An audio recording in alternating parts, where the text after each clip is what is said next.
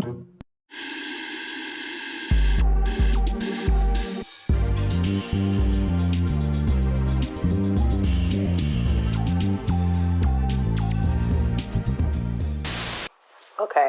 so Amadou back again. Hey. Beyonce. Oh my gosh. I still do that. They always talk, my name is Amadou, but you can call me Beyonce, Giselle Knowles, Carter. Thank you so much. I love Beyonce has come up a lot with in people I've interviewed in terms of their top 5. And I just love the reasons that people are choosing Beyonce. She's not in mine. Oh, that's okay. I'm surprised, but that's okay. Let me ask you this. My random, spin the wheel question for you right now is, what's the wild... Right, literally. Yes, I love our... We're in sync. We're in sync already. So the question is, what's the wildest thing you've ever been able to pull off while being broke? Quote unquote broke. I'm thinking about a couple examples for myself. The wildest thing I was able to pull off while being broke? Having an apartment? Having an apartment in New York. Yeah.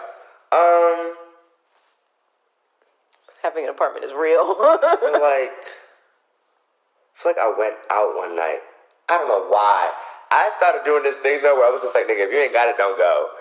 But I went out, and the entire time I'm sitting there like ordering, and I'm thinking about the bill that's about to come to me, and I'm like, damn, I'm about to empty my bank account if I pay this. And somehow me and the owner we just started chatting or whatever, and he just took my, he was like, nah, you Gucci, it's on me. And I was just like, wow. Now let me Uber home. Now let me Uber home. Instead of fucking taking the train. I love that. That was a fun night. I love that. I won't do that again. Yeah. That was risky. The risks, sometimes the risks were feeling very, very thrilling. I don't know why. I'm like, this is scary, but it's like chaotic neutral. Right? Chaotic neutral. It's just like, goodness. Okay, I know I'm not supposed to do this, but it's also just like, I feel like...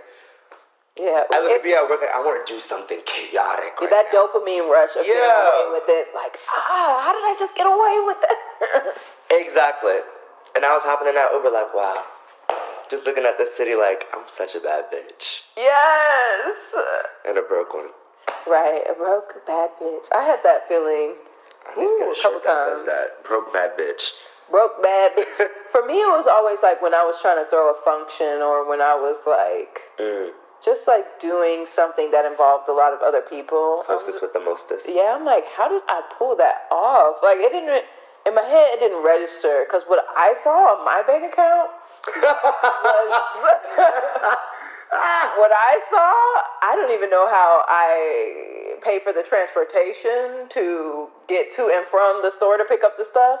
So I'm sitting here like, how did I decorate this place and also supply a cake? And I'm just like... Food, liquor. Food? Like the food. Sometimes I'm just like, it's when you talk to people about it. It's communication.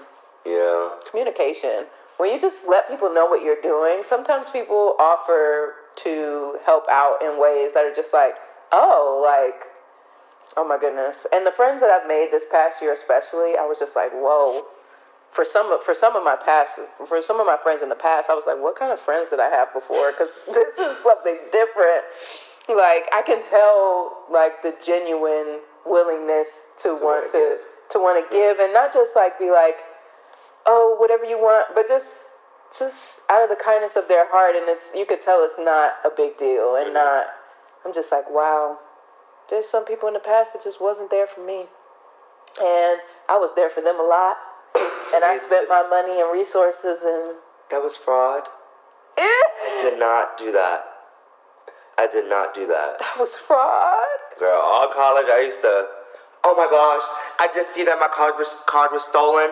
I just looked at my bank statement and I didn't do any of this. I'm so confused right now. Oh my goodness. Baby got my money back. Right, well, sometimes you gotta Give it a little zhoo. I know, but I'll be like, God gonna beat the shit out of me. I gotta stop doing that.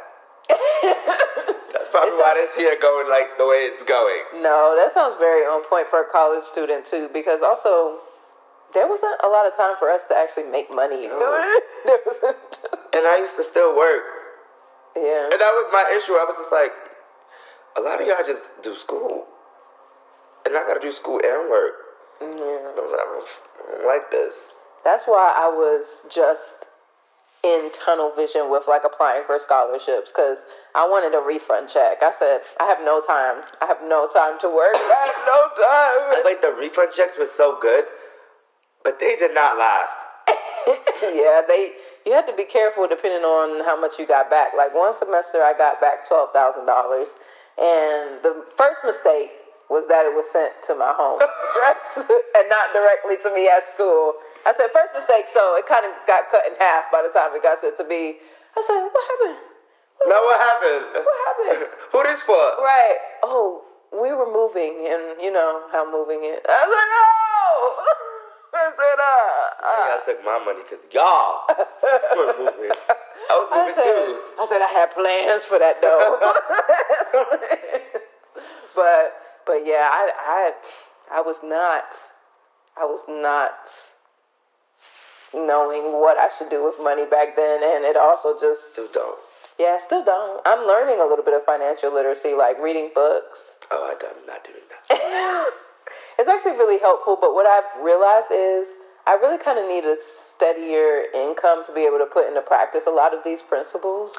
But my thing with steady income is, even with steady income, life be throwing just surprises at you. Just mink, and I just be like, what the fuck? I be getting paid, and I just be like, oh, this is all about to go to bills. Yeah. Every 2 weeks, I just be like, oh, here come rent. I hate bills. Here come Wi-Fi. Here come phone. And then the subscriptions. We might as well get cable back at this fucking point. Yes. Everything is a subscription. Every single thing that used to be a channel is now its own subscription. And I'm just like, please stop. Like, don't do that. Just go back to cable. I'll figure it out. Yeah, we're losing the sauce right now. We've lost the plot at these days. I'm like, everything. I was just talking about this the other day. Everything is subscription based, and I can't keep up. No, I'd be sitting there like, how much this cost again? And then they'll update it and change their prices. And Netflix. Go ahead and shout them out. They're talking about you have to pay like $7.99 if you're using in a different household from the one that the account is set up in. And I'm just like, nigga, what? And they used to be on sharing is caring, talking about passwords, and now this is where we are. They're gonna piss me off. I'm pissed. And with that, hello. Welcome to 23, 24, 25. This is a podcast about being slapped in the face by not only 2023, but also about the wildly complicated transition that is turning 25. I'm your host, Josca, and I've invited my friends to the table to talk about life as baby adults. And today I'm joined by the baddest Amadou. Hey, what's poppin'? Hey. Audience applause. Wow! You know the 90s sitcom when a fireman walk on? Ooh. Oh, yeah. Ooh. Oh, my goodness. That just reminds me of Living Single. Oh, my God! Yes, very much. The Morris Chestnut cameo. He walks in and everybody's like, ah! That man is so fine. He is so fine. And so is your son, sir. Yeah. Oh, yeah. He is. I love when that happens. Every time I look on Twitter and he posts, I'd be like, a cheer. I love it. Oh, yes. So me and Amadou met at NYU in our acting pag. And, of course, you were like one of the first people I thought of to talk about a conversation about money. Just because I always saw you on that grind, on the, like, you have a job, like, you could get something. Like, you could get something. I'm like, dang, I haven't worked in 4 months. I'm like, if I told Amadou that, I'm going to be like, how, bitch? Like, what? You know the TikTok sound? This is the fastest bag, the fastest checker router I know. Someone told me, they was like, you are the fastest job getter I know. Yeah. Look at him go. And I was like, yeah, I be You be like on my Zoom. Like that character in Austin and Ally. Trish. Yes. Like I remember I was talking to Dante one time, like, because you had mentioned something about your job or something. And I was like, oh yeah, Amadou was telling me something about Peaches or something like that, and Dante was like, Amadou don't work at Peaches no more. But this was a while ago. That's 2021. Yeah, but still, I was like, hey. I gotta keep up. I work fast. But in a good way. So I thought this would be pretty cool because this is an interesting age where people are very much encouraging financial literacy, especially if you haven't started saving money. Yeah. Like, this is a good age, apparently, to really get it in. I think any age, like, no age is too late. But this is a good age to be like, okay, we're putting 10% of our checks away each time. We're actually accounting for taxes. 10% of my check. You're like, no, I gotta do some calculations. But yeah, every time I get a little job, I have to fill out like the tax forms and stuff. I said, let me just go ahead and automatically route 10% of my check to my savings. I'm just like, I don't know what. I should do that. Yeah, do that. Yeah, open up a little high yield savings account. I actually have one. Yeah, okay, well, you have one. Route some of that check to that Nothing's account. in there right now. Same. I've emptied out my savings currently, so it's time for me to start over. And this is the perfect time. Right. We got this. This is the perfect time to be doing this episode. So let's get started, though, with an activity. MySpace top 5, riff on top 8. So you're just going to give us a little list of something that really, I was going to say touched you. I hate saying that. Something that really... That child is touched. Right. Something that really influenced your growth. Could be fictional characters, books, real people, movies, whatever you want to tell us. Go. The floor is yours. Okay, I'm gonna start from the bottom to the top. Okay. Ooh, you have a order. Okay. Yeah, I put first. I guess I would just say warmth as the 5th one. I thought a lot about like intimacy and like home decor and the idea of like community and like the hostess with the mostest kind of thing, where it was just like, I want my home to be a safe haven, not only for me, but my friends and family as well. And when they come over, I want them to feel like safe, essentially, the way that I do when I'm at home. So that was one of the things, because I was just like, growing up, I didn't really feel that way. It was just like, I'd be home like, damn, when the fuck am I going to be able to leave y'all? Like, y'all are annoying. Mm-hmm. Like, I'd be at home like, y'all are the reason I have trauma. You know, they'd be like, you coming to Thanksgiving? I'm like, oh, no. Oh my God. I'm not. Or even when my parents lived in the same state as me, whenever I went over, I would look at my time like, okay, I got 30 more minutes of me. Make it quick. So I put that as one of them. Interior design, so like interior design, warmth.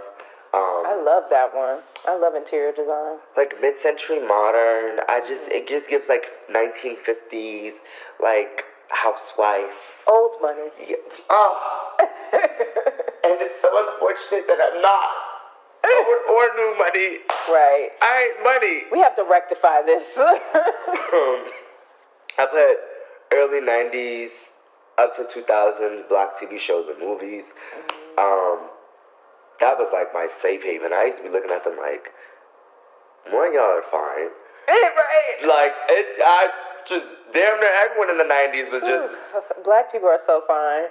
You want to know what Dante said to me the other day? I bust out laughing out of literal nowhere. We weren't even talking about anything remotely related to the subject, but we're walking and they go, you know what I've noticed? You're really attracted to dark-skinned women. I was like, where did that come from?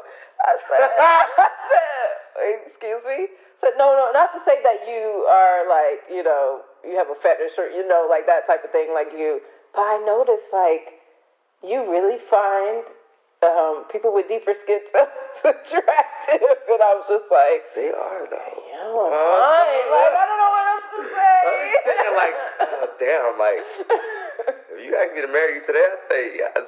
Like, like, dark-skinned people just...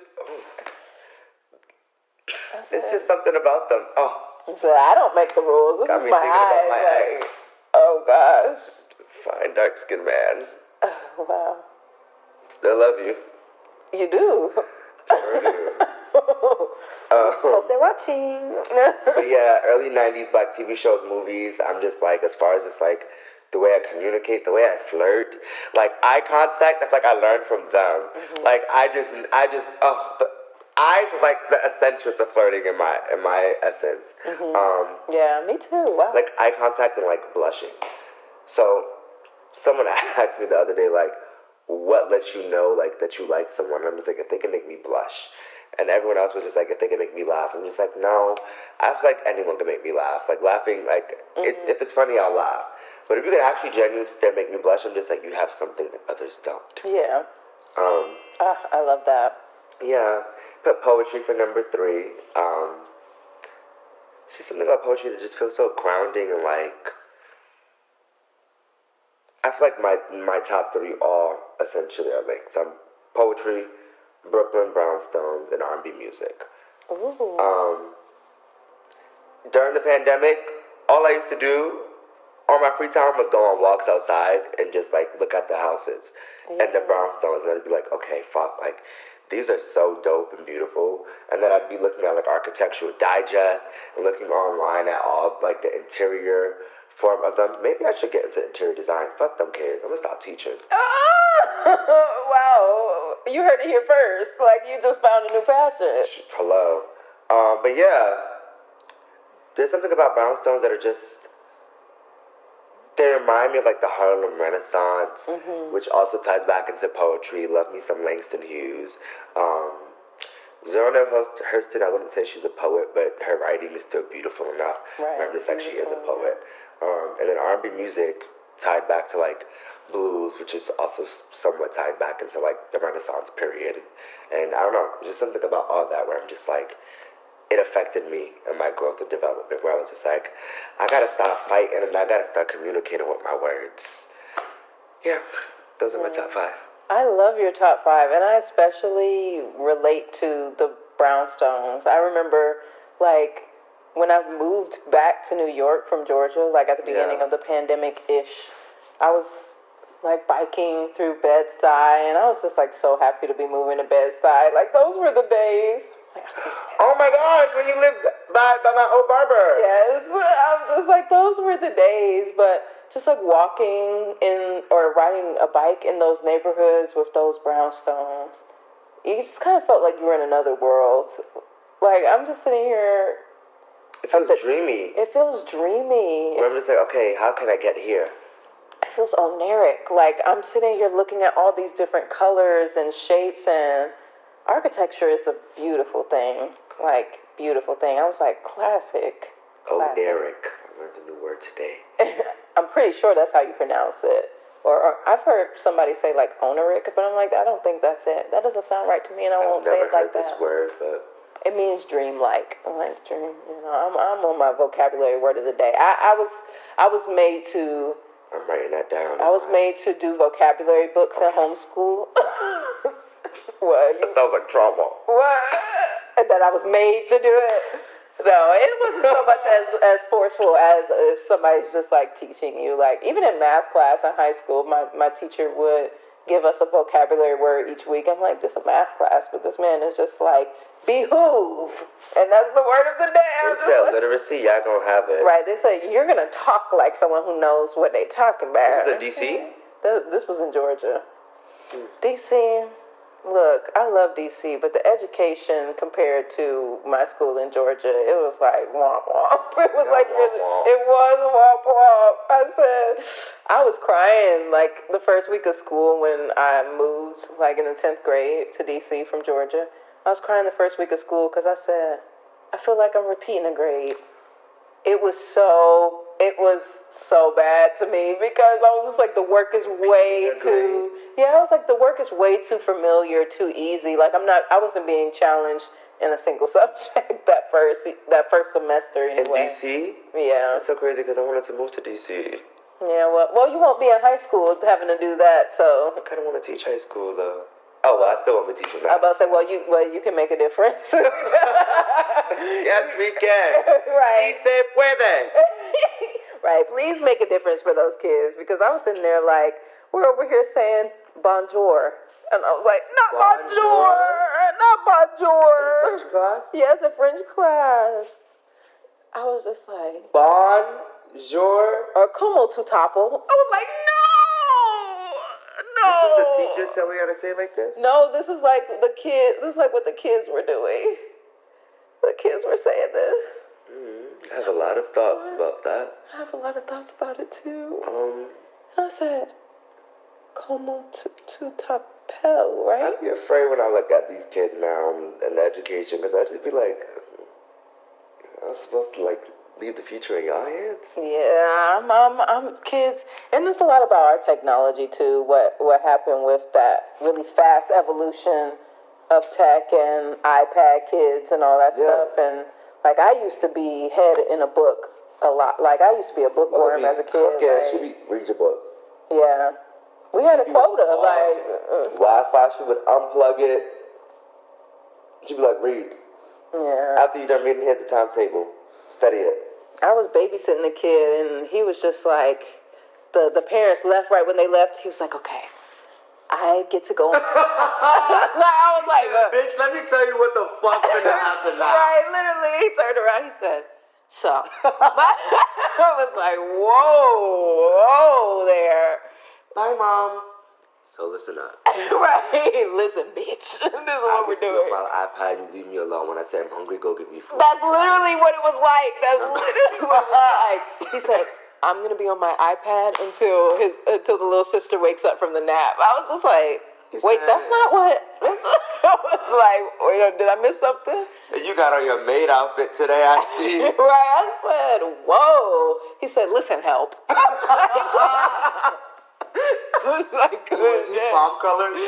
No, actually. I was like, he was a little Can't make that joke then. I was surprised he was a little brown kid. It's always but you know, they get like socialized. Brown isn't like. Not black, but like, he was mixed. He was black and I think like Middle Eastern or some ethnicity. I don't know. So he probably was still saying nigga.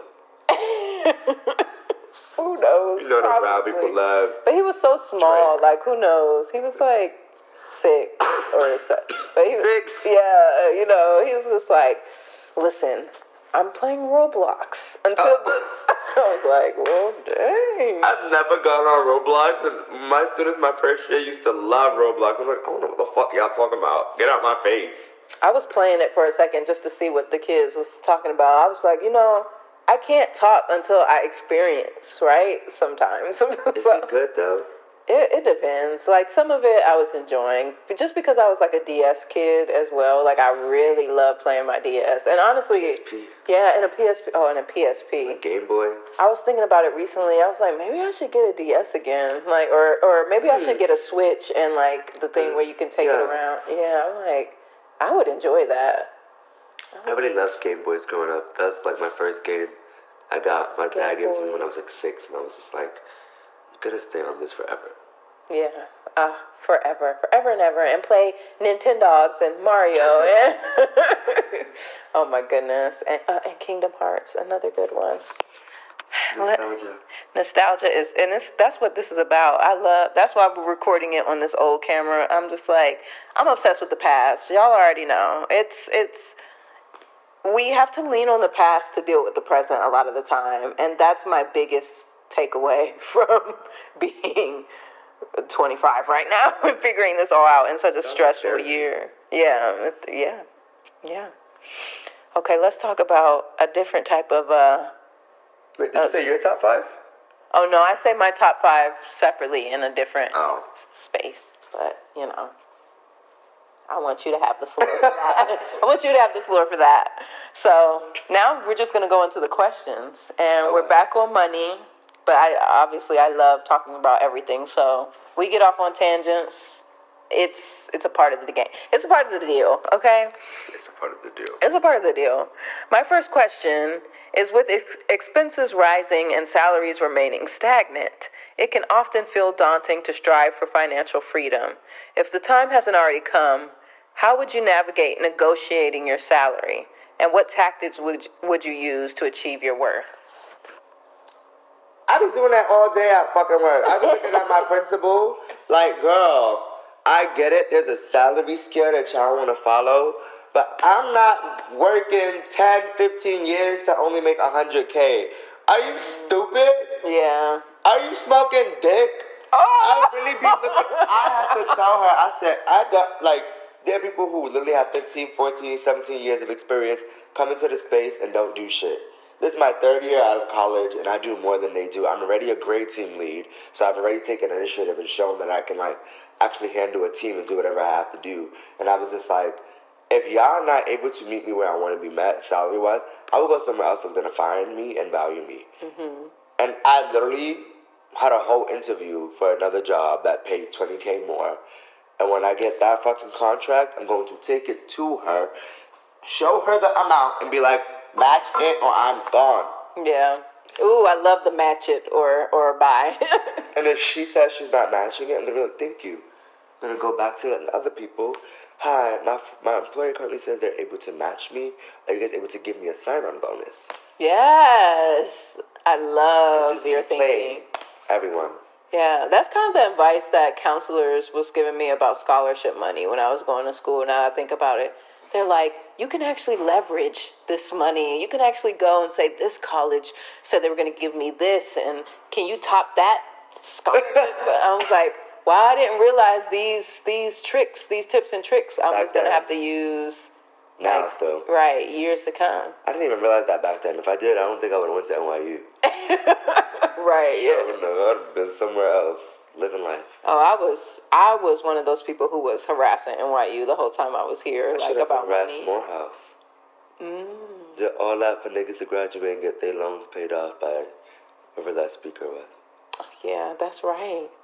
That happens a lot with... Yeah, fuck all of them. Yeah. I'm just like, dang. Nobody really wants to touch NYU in that way.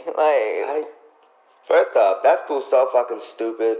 Why would they open up... They're opening a fucking school for, studying Semitism or something. Anti-Semitic stuff. And I was just like... Read the room.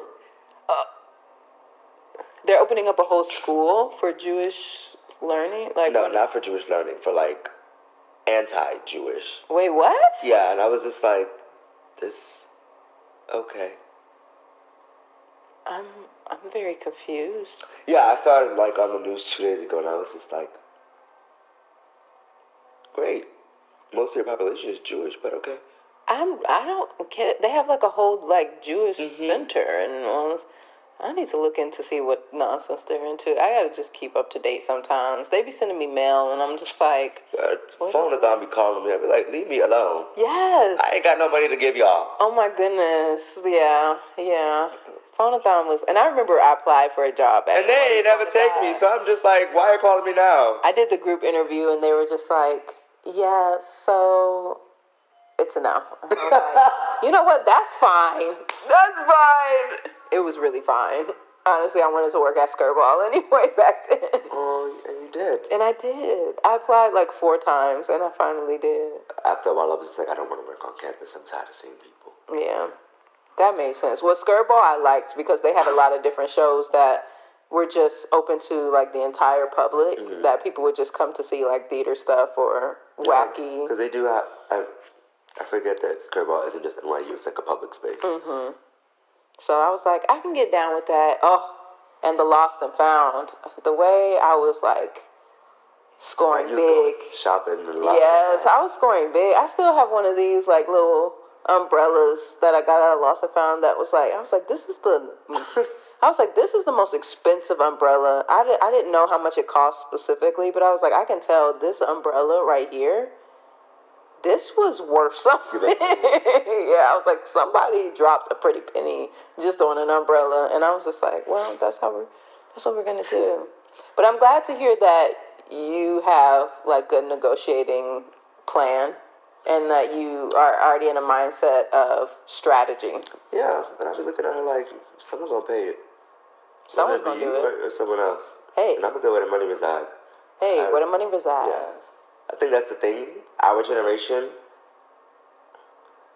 she was just like, this is part of the work. So we've all been there. We wanted more money. We weren't there yet. And I was just like, that was your generation, ma'am. I'm sorry y'all were doing slavery work, but that I won't be doing that. Yeah. You're gonna pay me.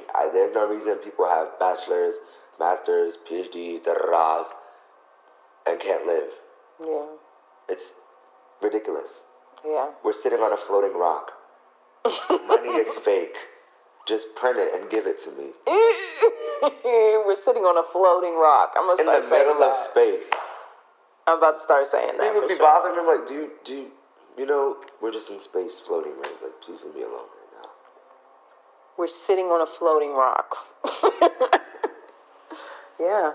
Just we got a lot to do. I'm not paying back my loans. Default. It's giving default. They're like, where is it? We're sitting on a floating rock. Who do I really owe? Explanation for why you will not be contributing. We're sitting on a floating rock. I didn't ask to be here on said rock. Yeah.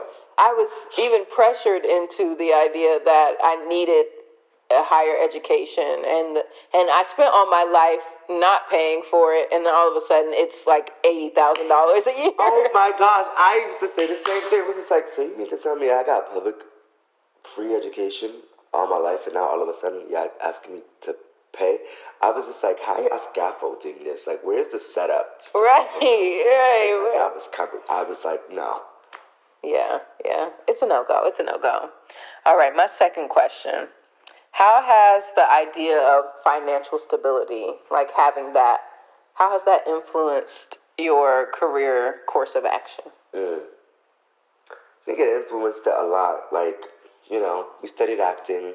As much as I love being an entertainer and acting and like wanting to be within the entertainment industry, I'm also just like, again, another career path that notoriously pays like hella low. And if you're not like one of the few who are selected to like really have a platform essentially to get paid a lot of money,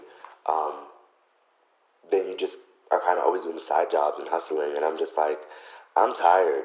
I thought that the reason we was hustling from kindergarten until the end of college was so that we could graduate and like be financially stable. Right. And then it's like you're finished, and then it's just like, oh, psych, you gotta still put in more effort and work, nigga. Yeah. And I'm just like, damn, like, when does it end? Never. And I was just tired of like having to constantly do side jobs. Like, serving was fine, it was easy, but it was also like there's on months and there's off months. And when there's off months, the off months were off.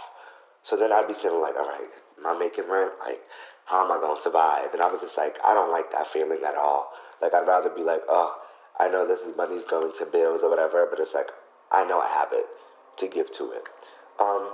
So I think that's what made me leave, like, I wouldn't say I left entertainment, but it's like, I just would rather not. And then we're constantly always having to fight for our rights. Like, even with the writer's strike just finally ending, I don't even know how many months that was, but yeah, the writer's strike was like... That was a long period of time. May, so June, July. Yeah, that was like 4 months, y'all. May, or June, July, August, September, October, and it just ended in November. Like 4, 5, or it ended in October, so like, almost 5 months. I'm sorry, I'm not owed money. I ain't got parents to call me like, hey, can you help me? 4.5 months of me working means I died already. That's the reason I wasn't working. I wasn't alive. I died already. Oh my goodness, yeah. That's why I retired. That's why a lot of people have a second thing, but I'm just like, it's overwhelming too. The only reason that I'm having multiple things for myself is because I like doing multiple things. It's not because I'm... I love the covering of the label. It's not because I am doing it because I feel like, oh, I have to do this just in case I never know what happens. I'm like, I actually like writing and I like producing now. I'm like, I never thought I would be like, I like producing, but it's kind of satisfying. So the reason why I wanted to also like start my own business and do something for myself and like kind of build it up, not just tired of people telling me what to do and like kind of like following in line with what someone else was dictating for me. Dictating is kind of a strong word, but for lack of a better word, I just felt like deep in my soul in other environments, it felt like, oh, I'm supposed to be the one in charge. It felt so like strong, and I was like, to lead yourself. Yeah, I was like, I'm supposed to be the one navigating this for myself, and like also with the way my mental health is set up, I think that's gonna be best. Mm-hmm. Like, just like all these people on TikTok talking about, this is how I make $10,000 a month. I'm like, oh, fuck y'all. I'm just like, yeah. First of all, shut up. Second of all, like a foolproof plan. And you're not going to be able to follow. And what I've learned from starting this like venture, there's nobody you can follow to a T that's going to guarantee you those results. Mm-hmm. Because you're going to find that you're going to run into things where you have to really sit there and like learn it and figure it out yourself. And it's kind of hard to explain. Like I found it's hard to explain even like the steps in the order that I've ended up doing things. I'm like, I would finish a task and be like, great. I don't know how I would have explained what I just did to someone if they asked, like, mm-hmm. But I got it done. That doesn't mean I can like make a course and teach somebody how to do this. Like, I think with the TikTok people, everyone is different. Where I'm just like, what works for you is not going to necessarily work for someone else. Right. And then that's the issue that I be having with them, and they be like, here's what you should do. And I'm just like, yeah. No. Yeah. I still think that making this type of money like per month is like, it works. It happens for people, but I don't think I'm going to be able to really like sit there and just gobble that information off the internet. It's really like you have to throw yourself in the field mm-hmm. and just start. I'm like, that's risky. I'm like sitting here like, ooh, I'm sitting here sometimes like, just give me till February. And sometimes I'm just in my head like mapping out how I can hold on till February because of how my plans are set up. I'm like, ooh, how can I hold on till then? Because things can look so different if I stick with it. Consistency.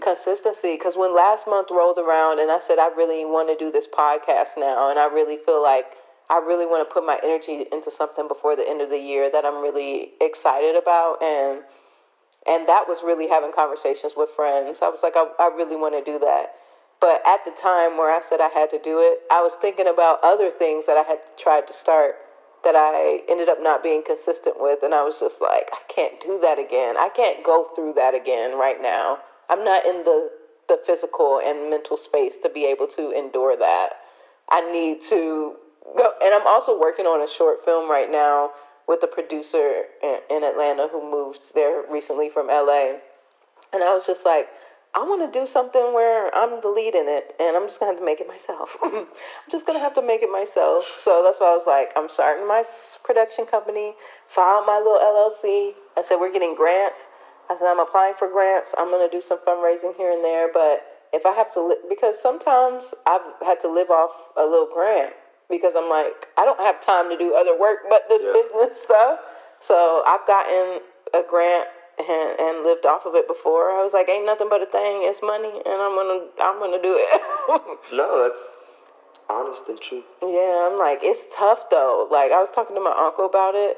Like, for me, in my eyes though, both scenarios are really brave. Like being in a job that you love, but it's also like more consistent, like, and you know where the paycheck is coming from, and so I dream of that. I've applied, and I'm still waiting. Like, it might be a thing, but I think I like the consistency. Yeah. Of being like, okay, I know exactly how much I'm always gonna get. Yeah. If I am like, not in my depression head, but like my other head that I'm usually very on top of it, being like, okay, we have to take out this much for this much for this, and not being manic of being like, oh, fuck all that. I need to be chaotic right now. Mm-hmm. Let me go do something exciting. But then I'm also like, fuck, this is not fulfilling. Mm-hmm. And I'm just like, this is really exhausting me, and it's exhausting me to a point where it's just like, I'm exhausted and not happy. Where it's just like, I'd rather be exhausted and fulfilled with what I'm doing. Yeah. If that makes sense. Yeah, that makes a lot of sense. Which is now I'm just like, I just gotta find my way to reality TV. Yes. But then I'm also just like, what do I do when we're not filming? How do I get paid? Is the paycheck going to be enough? Like, there's always so many questions that I'm still asking. Yeah. It's just like, no one tells you shit. No one tells you, but I think with reality TV nowadays, it's something like you builds kind of upon each other. Yeah, you get kind of like pulled into it in a way where the path kind of probably will present itself to you. People will be gravitating towards you and offering you things at that point, and it'll be like, now, which opportunity do I say no to? Because then you'll have like your pick of the litter. Mm-hmm. And because people, I always say that people want to work with you, not always really because of your skill set, but because of who you are and like how you show up. If you're a good person in their eyes, if you're a joy to work with. So I think reality TV, a lot of the times, based on how they edit it together for certain people, like, you really get a sense of, or like for the viewers can make a judgment on that type of thing, and it's like, oh, I would want that person to represent such and such. Like, that's the type of, this person has that type of vibe, and I think, I think that's how a lot of reality TV stars become like influencers in that way, and they probably can tell to, based off of how they know themselves to be, who they would be a good fit with when they're looking at all those opportunities that are presented to them. So yeah, that sounds like a good path, honestly. I gotta figure out how to get there now. The Circle. I auditioned for The Circle one time. I trying to apply, but then I'd be like, being alone. Yeah, that's the only thing. That was the only thing. I was just like, they're quarantining. That basically, like literally. And then I'm just like, I gotta cook every day. Yeah. Where are these groceries that they're getting? Yeah, no, they need to bring prepared meals at the door at the lunch hour. Something. Right. Every hour, my leg's starting to fall asleep. I love when that happens. But every change of the meal hour, ding. Just like, there's a camera watching me. Yeah, that's unnerving. I also, the same reasons you're listing is the same way I kind of talked myself out of it. Even though I did submit one year, I talked myself out of doing it again because I was just like, I don't think I can do that. I might get a little paranoid. I don't know how to do it. And then I'm just like, I'm alone. People are able to see my routine. Like, that's too personal. Yeah. But then it's also just like, okay, I guess, reality. But then I'm also just like, I don't want to play people. I just want to be myself and like interact. If it's a game as far as just like physical activities, that'll do. But as far as mental manipulation, I'm just like, that's too much. Yeah. And I have to say and be like, oh, I'm in alliance with you because based off what?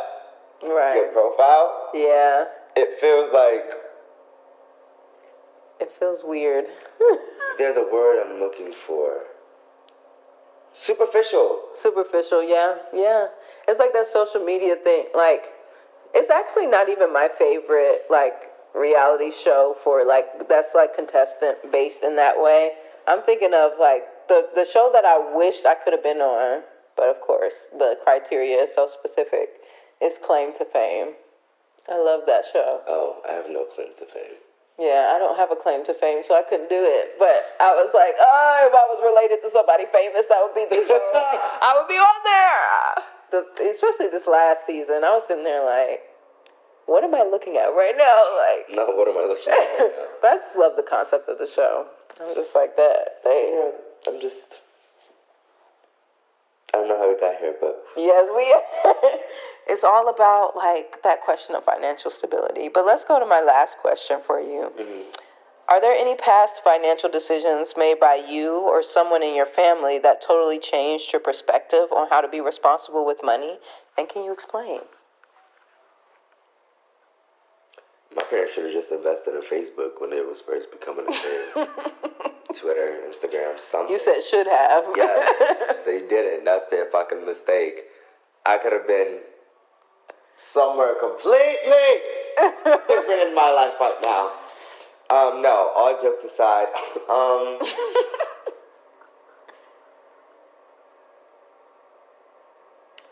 I just used to see my dad, like, every time it was about to be, like, bills. Every time he got paid, he would take out money and put it aside for rent. So it was like, oh, that's easier than waiting to the end of the month and being like, is the lump sum there? Yeah. And taking it out your account. I guess that, and then my parents often are always like, save. Not that I have a savings. I have an account. Right, you have an account. That's the first step. Yeah, I guess just saving. Trying not to spend too much or buy unnecessary things. Like, I feel like my parents didn't really go shopping for, like, vanity things as much as I do, but I also think that's just, we grew up in different generations, and when they came here, their mentality was, like, survival, where I'm just like, I don't just want to survive. Like, I want to thrive and live. Where I'm just like, they just wanted to make sure everything was, like, they had food, they had a roof over their head, they had clothes on their back, they had a place to sleep, and they're like, okay, we're good. But I'm just like, nigga, my mental health is fucking irritating me. Nigga, I want to go out with my friends. I want to look good. I want to feel good. And they're just like, but you have an apartment. I'm just like, yes, and. Right, yes, and is the biggie. Yes, like, I'm like, I could be grateful for that, but also still be yearning for other things that also assist in my happiness. Yeah. Where they were just like, survive. Yeah, it's so tough. That answered the question. No, it did, but it's so tough because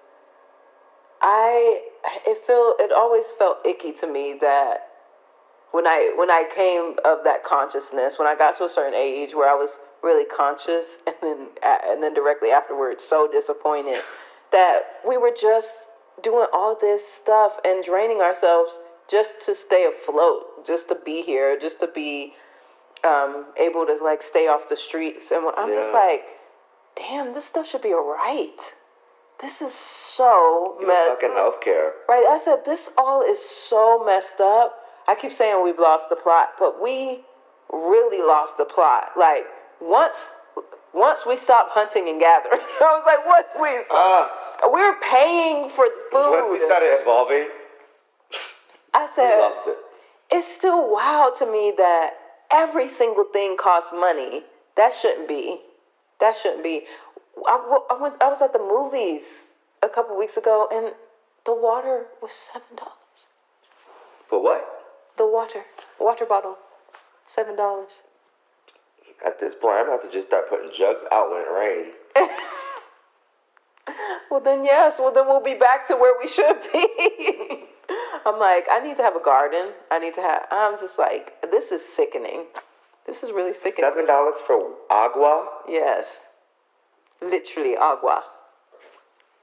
We have like lakes and rivers, and they're dirty, but. and look, that's purposeful. And then we have a whole fucking, what is it, state? Is Michigan a state? Yes. That's completely where my parents moved to. They moved to Michigan? They moved to Detroit. Uh-huh. And I'm like, ain't that also the state that be having water issues? Yeah. Yes. We have a whole state that's struggling with water, and y'all charging people $7 for water. Yeah. It's when they're actually not getting ugly. clean water in their tap. Yeah. It's ugly. It's ugly, I will say. And we're just... Water should be free. Water should be free. There should be like food in our neighborhoods where we can just go, and like everything is, we've lost that sense of local for a lot of neighborhoods, not across the board, but in a lot of like cities and neighborhoods, we've lost that sense of a local community where we like are helping each other out, and like we know all our neighbors, and we're sharing, breaking bread and doing all of this, and everything is individualistic. Yeah, I don't like it. Yeah, I don't like that about us, about where things are going. I just like, community is literally, we thrive, we need community, and we're starting to be socially conditioned to just care about ourselves, or want, what's it called? Like, what's that thing? It's just like every man for himself, that thing. Survival of the fittest. Yeah, and I'm just like, that's ugly. Like, that's disgusting to me that's where we are right now for a lot of cities and neighborhoods. But anyway, you have questions for me too, and I don't want to take up too much of the time, because we could talk about that frustration all day, about how they plant certain trees that don't bear fruit so we don't have fruit in our neighborhood. And then the fucking pollen where they remove the female trees and put the male trees. That's what I mean, yeah. I was like, fuck is wrong with y'all? That's wild. What do you mean you've been listening this whole time and you haven't subscribed yet? I don't see what the holdup is. The button is right there. And while you're at it, follow us on Spotify and Apple Podcasts. You obviously like the show. Okay, my first question. Financial stress is common. Let's restart. Financial stress is a common issue for students and recent graduates. Okay. Could you describe some of the specific financial challenges you encountered during your college and post-college years, and the steps you took to address them successfully or even unsuccessfully? Okay. This is tough because I think I'm going to out myself about something that I got scammed when I was 18. And this was so embarrassing. I don't even think I told anybody that this happened to me, but you know that little iTunes gift card thing that people would do? Listen. Keep in mind. Little ads that you popping up. It was just like, the person called me and they were like, Barack Obama has a scholarship relief program. Sorry. I said, and I've been chosen. Because I was on my scholarship grind back in the day. I just assumed that, that must have been something I applied for. I can't remember. And I've been chosen. I said, and I've been chosen. Period.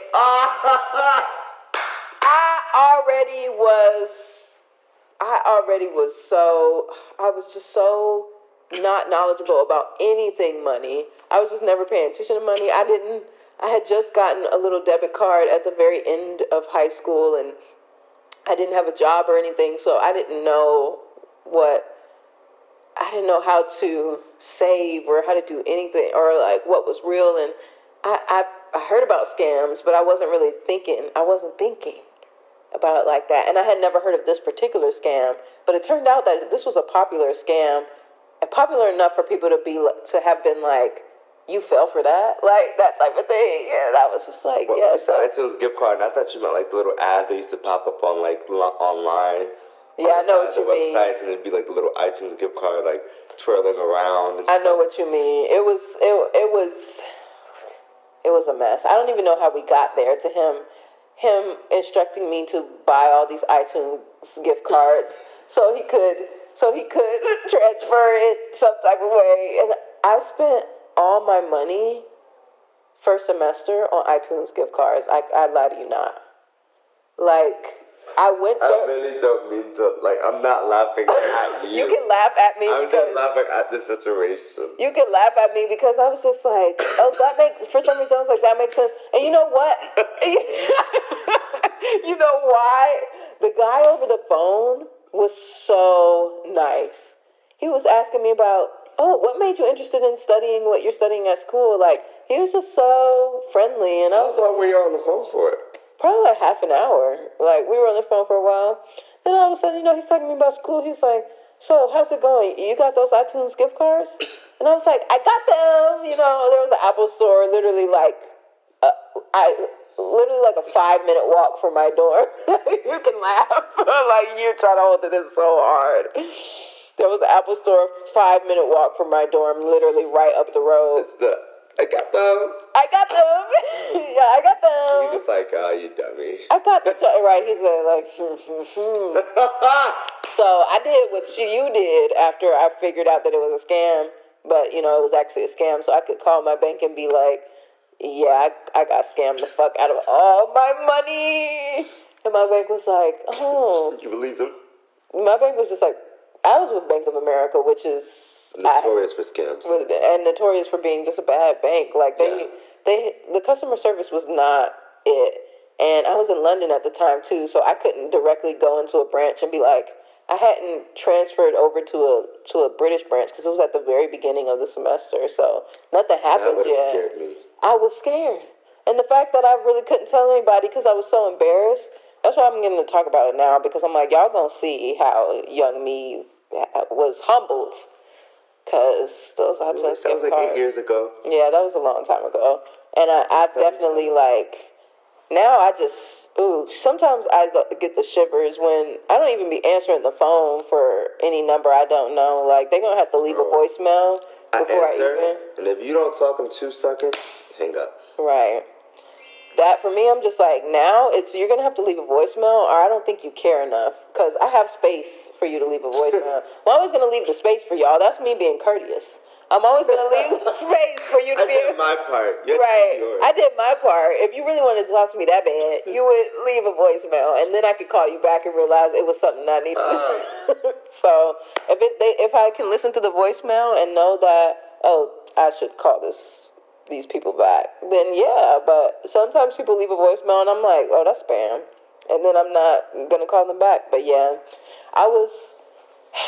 Like, I'm sitting here like, what was your question? Oh yeah. It's like, so I was struggling in college. Like, that was my first big struggle right out of the gate, like being scams like that. And I had no money. I was eating peanut butter and jelly sandwiches, and I actually did tell my roommates that my card was compromised. I didn't tell them the entire situation, but I didn't know them that well. I was hoping for the best, and I didn't come from a family with much, and I could only ask for so much money to have. And I was asking different family members for money and stuff like that. And I remember NYU had taken us on this little day trip somewhere, and it was kind of cute how it was set up, like a market and stuff, and like people were buying things from the market, like souvenirs. I was like, unless I'm doing a 5-finger discount, I cannot buy a single thing. I had $0 to my name walking like around that. I always think about that when like doing trips and stuff like that with my students, because I'm always just like, I never know like where they come from. So when students actually go to the gift shop, I'm like, no, because I don't want other students to feel bad if they're not able to buy anything or afford anything. Yeah. Oh yeah, I had negative. I know. My bank account was just closed. Like, Bank of America said, we're just going to close your account. And I said, how am I going to open up another account, like, right here in London at the very beginning of the semester and I had to sign up for, like, the equivalent of a Social Security number in London. I forget what they call it over there. But I was just like, this stuff is taking time. Like, I don't know what to do. It was stressful. Social Security is crazy. Yeah, it was stressful. It was getting to the point where I was, like, asking my family to send me money, and then I would send the money to a friend or to a roommate and have them, like, they would buy something for me, and I would just send them the money for it. Like, every single transaction that I ever made was like that at that time, because I was still figuring out. After class, every day, I would go back to the bank, try to figure something out. I was, like, sitting in that waiting area.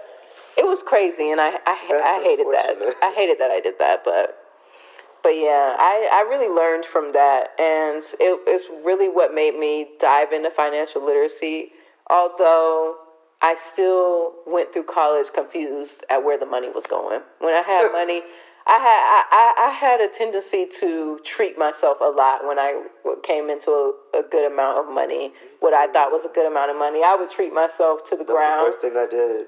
And that's like, you have to plan even for that. And so yeah, that's really what I've learned from it. And the steps that I've taken to grow from that is really just like being intentional about learning financial literacy. I might not be in a place where I have like a consistent check where I know I can like put this and that. But as the money is flowing in, I am like, okay, I'm listing out my money. Literally last week, I looked at my credit report and I got something removed off my credit report because I was just like, something's going on with my credit score and this doesn't seem right. And I looked into it. Turns out I was apparently had like a mark on my credit report because I didn't pay for kickboxing classes in New York when the pandemic started. And it was just like almost $900 of kickboxing classes that I just didn't know was like a mark on my credit report. And also I'm sitting here like, because I'm like, yeah, having a mark. I said, oh no. And I also, if they want proof that it was a Groupon and that they weren't supposed to keep paying me for these classes, I can give them proof. Like, they do be asking for proof sometimes. Yeah, so I'm just like, if they want it, they got it. But I am being more intentional. Those are like the steps. I'm reading books, listening to podcasts about it, just to better, because sometimes you get those like green eyes when money comes to you, and it's just like everything I thought I knew is out the window. But as I'm continuously making space for that type of education, it's like I get it, and I'm like, instant reminder that I need to put some in my high yield savings account or something like that. So, Yes, ma'am. yeah. Second question. Many young Black professionals strive for financial success.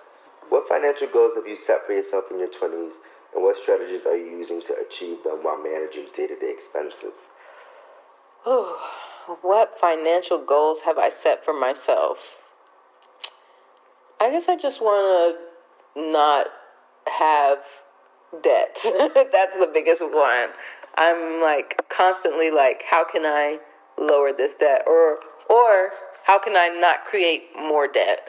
I'm just like, where I'm at now is good, because I read a lot in my financial literacy journey. I read a lot about how that some debt is good debt because of how we are credit works. Yeah, how credit works. And so I like have an overview of my spending and the credit and all that type of stuff. And I'm like, where I'm at right now, I don't need to open up another credit card. I don't need to pay for anything, like pay anything else off, like purchase something that I would have to like pay for it, like that. I was like, I need to stay in this space, and like, because it's not too bad. Like I hear stories about people who are in such serious debt, and I'm sorry, but it does make me feel better, because I'm like, okay, I'm not doing that bad. I'm like, okay, Like, yeah, I owe $170,000. I said, you just what?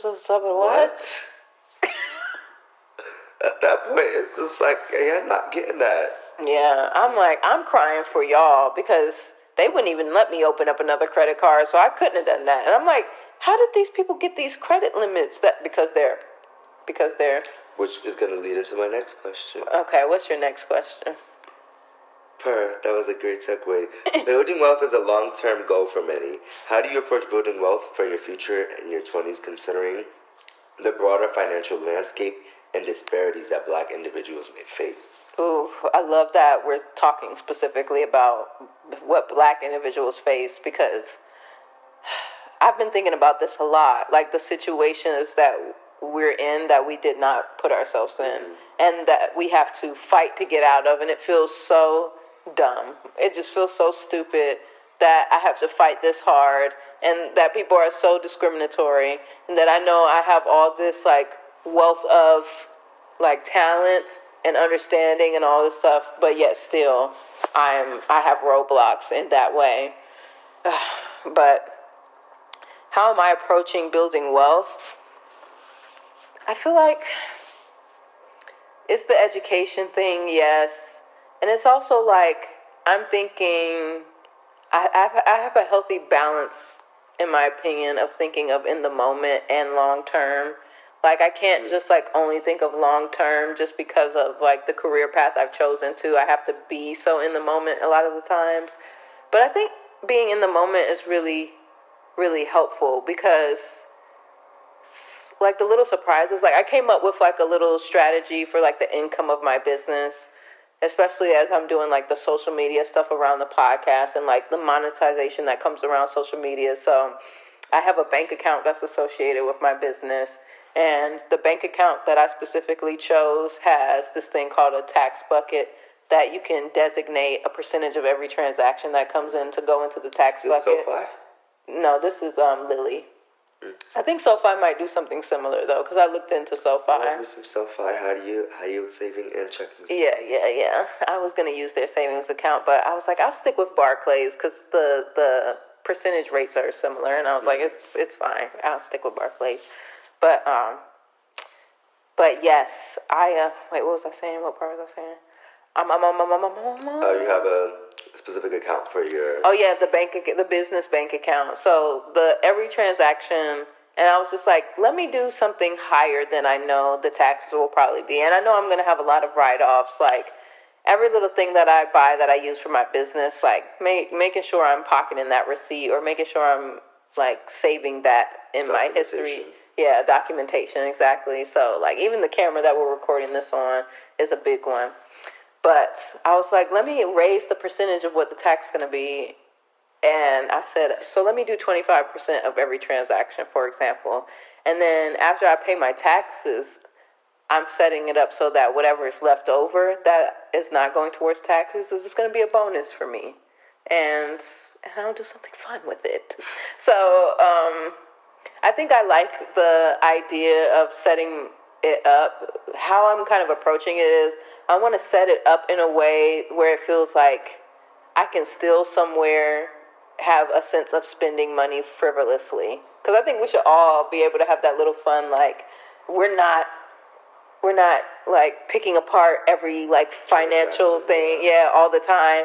So I wanted to set it up in a way where I have a pot of finances at a certain point where this is actually money. This is money I can do whatever with, this specific money.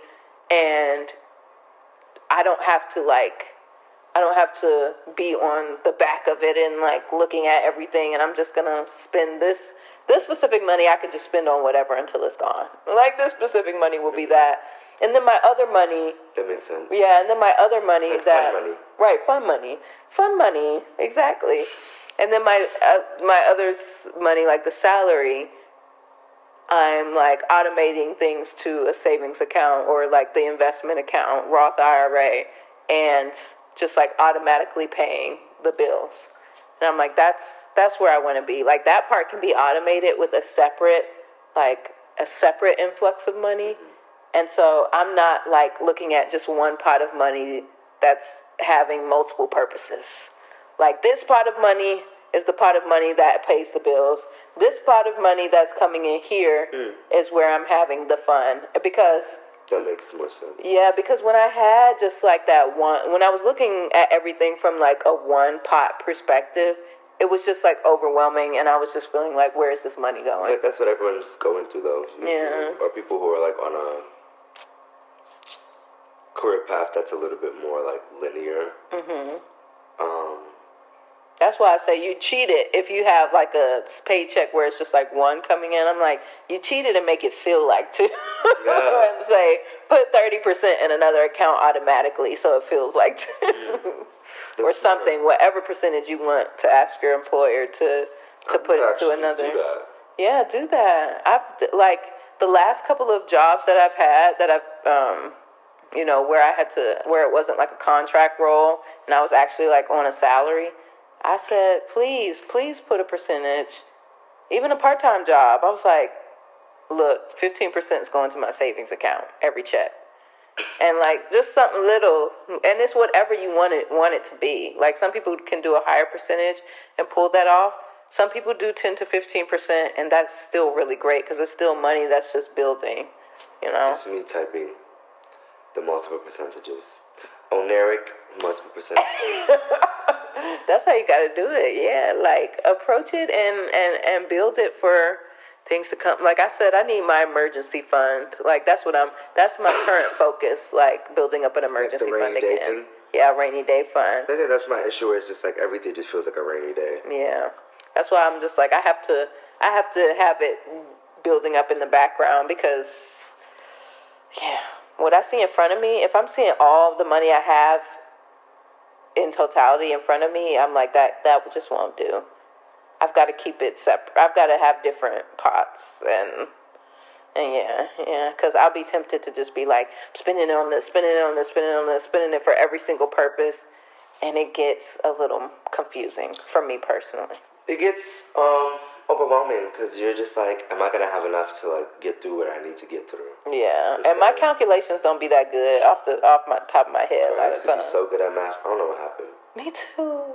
I don't know what happened, y'all. Me too. It's sitting here like, it's out of practice. I only spent this much, so how is it 300 less? Yeah. And I'll be like, I fucked up somewhere. What did I do? Yeah. Oof, don't I know it?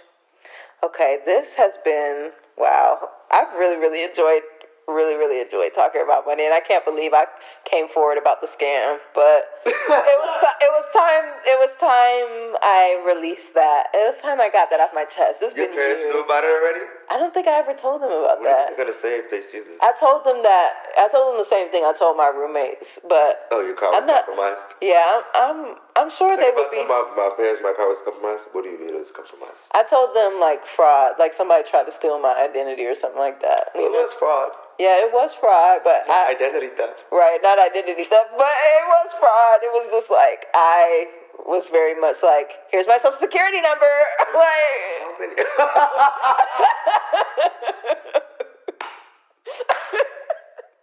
How many fucking cars did you buy? I literally bought all the iTunes gift cards that they had at the store that day. Like, so how did he get access to it? I gave him all the codes. You know how iTunes gift cards have like the serial number codes thing.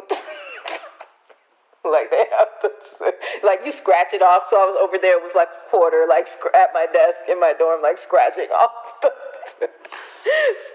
that little metallic stuff. Hey, Barack Obama has this. I've been selected. I'm him. I've been chosen. I need you now to go buy these iTunes cards and tell me what's the numbers on them. How did you think you were going to get this scholarship? I don't know. I don't remember how he convinced me so well. He was so good. Like, he was so good. I was stupid, granted. Like, I was stupid. I'm not saying, like, I was smart and he tricked me. Like, he tricked me, but he was good. Like, and does he imagine you? Okay, so the number is... Right, yes, literally. 752. Literally, I can't even be ashamed anymore. I was just so inexperienced with everything back then, it felt, in terms of being out in the world and handling money and anything related to that. And I know it should have flagged as super suspicious to me, like having to go buy something to get something back. But I was thinking like, I don't know how this shit works. Like I was we're not taught. Yeah, but you know, you live and learn, and I got through it. Like, I was eating my peanut butter and jelly sandwiches for about 2 weeks, but I got through. Like, honestly, those struggle meals be struggle. Yes, like, oh, and back in London, there was this, like, free food cart. They would give out free hot food every day at lunch. I tell you, like, free curry and, like, pastas and, like, snacks and pastries and stuff like that. And I don't know what I would have done without that. Like, it was at University College London. That was like a short walk from the campus that NYU has over there, or from the building that NYU has over there. And I was posted up in that little line. As you should be. Yeah, I was getting that free food every day. I think food should be free in general, though. Like, it should be free. That's why I be feeling bad when I see homeless people, because I'm just like, sometimes it's hard to discern. Because there are people who, like, really do ask for money, but because they're, like, addicted to, like, some kind of, like, drug that they're doing. Versus people who actually genuinely do need the money. Yeah. Yeah. Yeah, it's very hard. Like, you can't... You just have to give or not. It's like, you never know. I have much to give. Yeah. Sometimes I feel like, if I give you this, bitch, you're going to be richer than me. I gave this white guy $20 on the street one time when I was in school still. $20? I know. I was just like, I don't know why I didn't give him a pen and tell him to fill out a job application somewhere, because I was like, that was a palm man. But I saw... Take your privileged ass and get a job. Yeah, I said, wow. I was feeling like, you know, I was feeling very spiritual that day too. And I was just like, and I was wearing Zendaya's perfume. Shout out Zendaya. Like, I was like, if you see this girl. Ask us. Right. But yeah, he was just like, I gave him $20. He was like, you smell really good, by the way. And I was like, whatever. But I saw the same guy again, because he used to hang out on Broadway over there by the Tisch building and like off East 10th, where I was living at the time when I was an RA. And I was running late by the church? Yeah, by the church.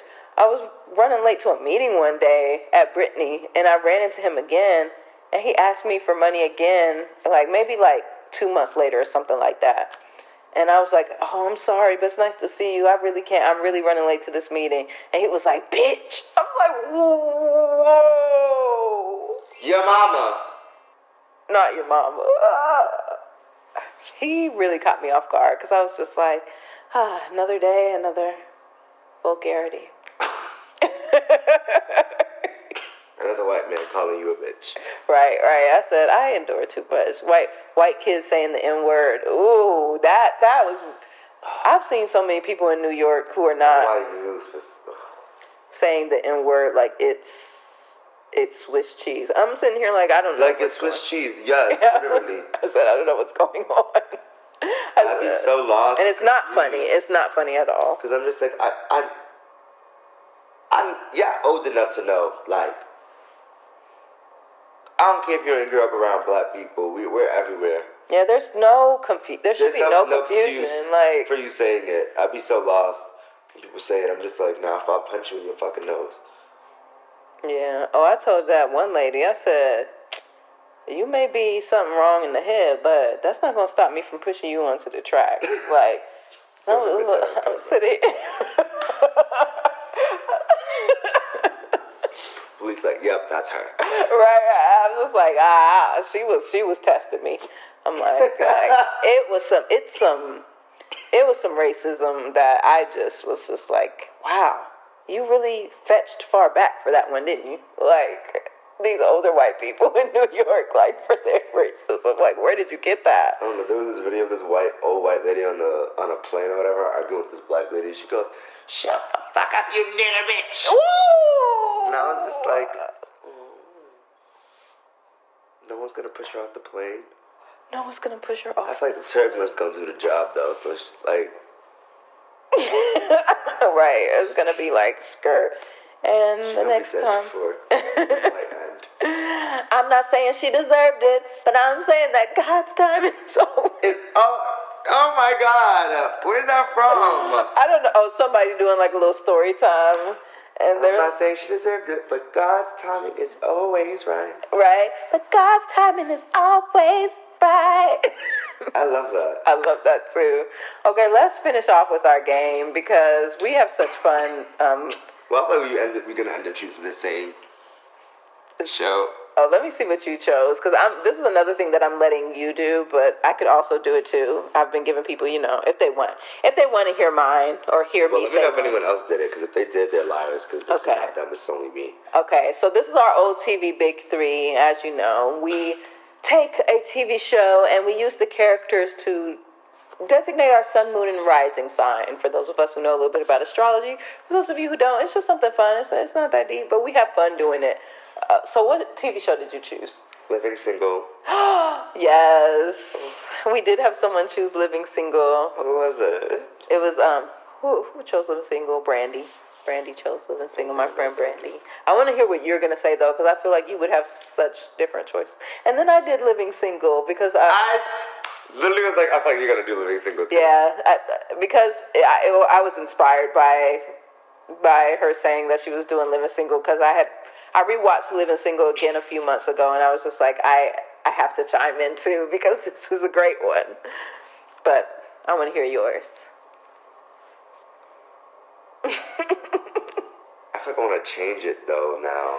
You want to change? A different world. Do a different world. That's okay. I'm gonna do this one, then I'll do a different world. Okay. Yeah, I'm for that. Is Maxine Shaw. Good. Yes. My rising is Regine Hunter. Regine. And my moon is Kyle Barker. Yes, Kyle Barker. Kyle Barker was in mine too. I love that Regine is your rising, you said? Mm-hmm. That makes so much sense to me. It's just like funny and sexy, like. Yes. What else is there to be besides funny and sexy? Yeah. It's a great combination. I love that. I'm trying to remember who I said when I did Living Single. I said Khadijah. Queen Latifah was my rising. Mm. I'm like, her character was just so like down to earth, witty, like she was always smart. Like she was like I want to say she was the glue of the friend group, because I feel like they all kind of were, but she was like, they were just all so different from each other, and it was great how distinct. And it's good because a lot of shows they all just feel like different variations of each other. Mm-hmm. Oh no, black sitcoms were doing it right. She was ambitious in a way that was different from the way that Max was ambitious. Right. It looked different, but they both still work so well. Yeah. And I love seeing that. Okay, now a different world. Mm-hmm. I think my moon is Ron. Ooh. I think my sun is Dwayne. Oh. And I think my rising is Whitley. Whitley, I knew you were going to say Whitley for rising. Oh my goodness, such a good choice. And I love Jasmine Guy. Oh, amazing. You know what's her name was her daughter, right? Oh, yeah. Okay. Yeah. Yes.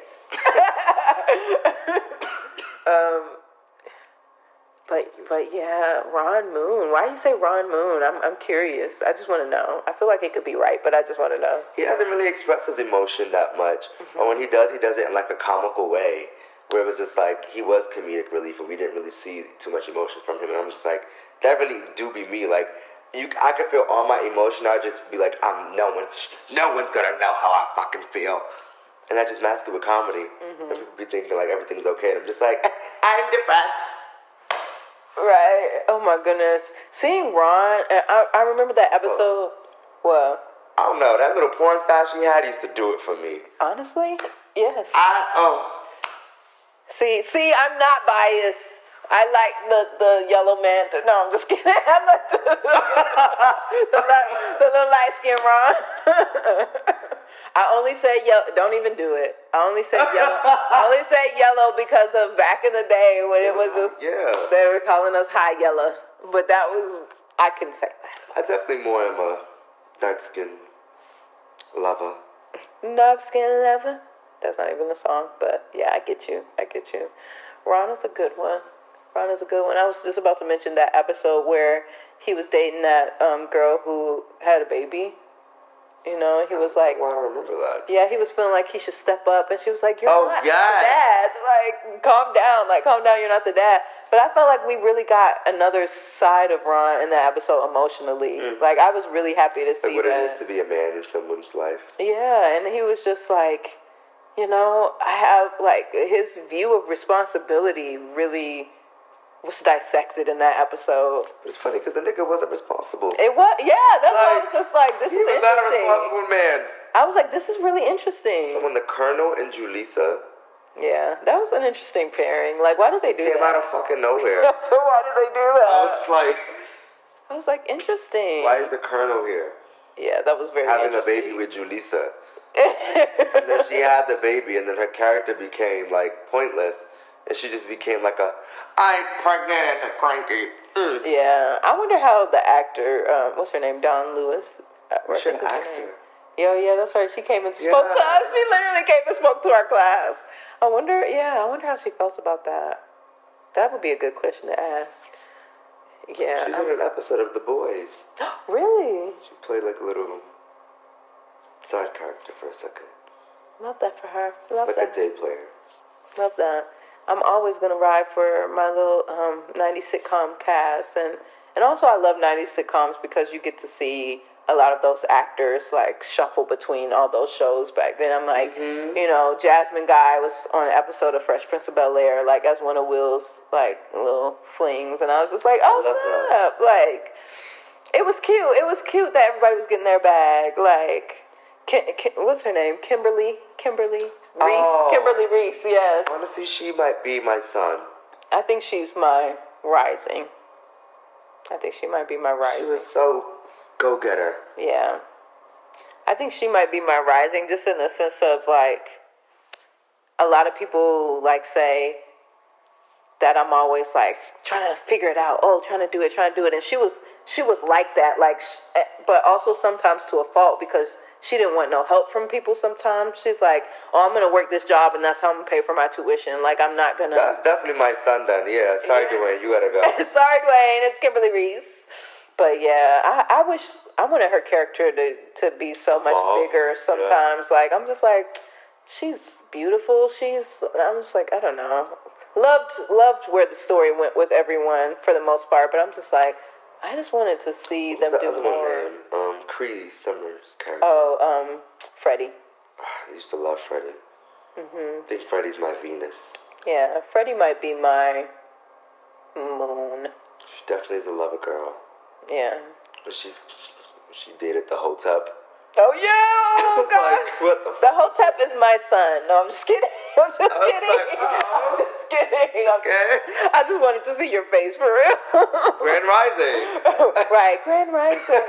My friend texted me that the other day, and I said, if we could just find a different, if we could just. I'm sorry, if I get a Grand Rising test, I'm not responding. What do you mean by this? Elaborate. What do you mean Grand Rising? Oh my goodness. Just GM. You couldn't just say, right, GM. Because I don't want to assume the morning you're going to have. Like, that's what people say. I'm like, okay, just say, happy you're here today. I don't know. Don't text me that. Like, don't say nothing. I don't want to hear. Just say greetings. I don't know. I feel like it's such respectability politics. It's such respectability politics to be like concerned about all that. I'm okay if you just text me out of the blue and start talking to me. Honestly, I'm okay with that. But you know, we've lost the plot. We have to end this episode. Oh my goodness. Do you have a jingle? Do I have a jingle? Oh yes, I do have a jingle. My oldest brother does a little music production thing, and so he made me a little track, and I'm gonna have a little jingle that plays as we exit. So I guess cue jingle. Thank you for watching 23, 24, 25. Please subscribe to our YouTube channel. Hey, follow us on Spotify, Apple Podcasts. Be about that money and be about that bag and be about that savings account, okay? Financial literacy. Financial literacy is in. It's cute, honey. Get in. Okay? And so join us next week as we talk all about career. That's going to be a fun one. I'm going to say it all the time, but I'm true, y'all. I'm true. It's going to be a fun one. Don't miss out. Thanks for watching, and thank you, Amadou, for joining me today. Thank you for having me. Great. Bye, y'all. Peace. 23, 24, 25 is a podcast produced and hosted by Josca. Graphic design by Josca. Executive producer, director of photography, and editor, Dante Charles Critchlow. Music by Fadal Moore. A special thanks to Anthony and Celintia Moore, Constance Moore, and Harold Hickson for their contributions to production. And a special thanks to viewers like you who create the community of my wildest dreams. Thank you. 23, 24, 25 TV.